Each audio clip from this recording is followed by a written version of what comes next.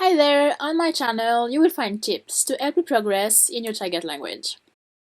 In today's video, I will show you a quick way to create a study planner on Canva.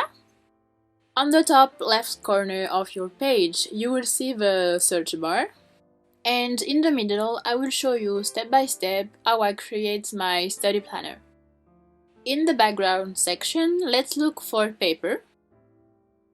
I will choose the first one, the pink. I'm just changing the color. Now I can look for paper in the element section. I will choose this one. Let's just put it here on the top right corner. Let's add a few texts. Here let's put language study planner as a title. And there let's put week number 1. If you want, you can also add a text for the dates. Now let's look for notes in the search bar. You will see that you have a lot of choices. I will put one note on the left and another one on the right. So let's focus on the note number 1. You can use it for the vocabulary.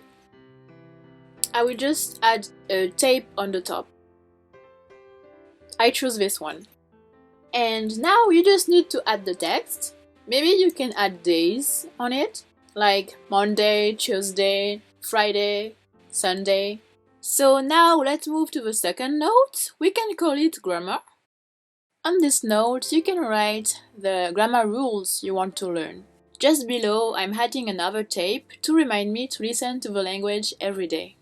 I recommend you to add a comment section at the bottom of your page.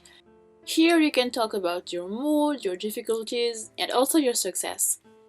Let's look for some flowers in the search bar. I will put one next to the comment section and one at the top next to week number 1. So let's see how it looks like on the page. Right here, just next to the grammar section, you can follow your progress. It's a very simple study planner, but it's so easy to use. Please let me know what you think of this study planner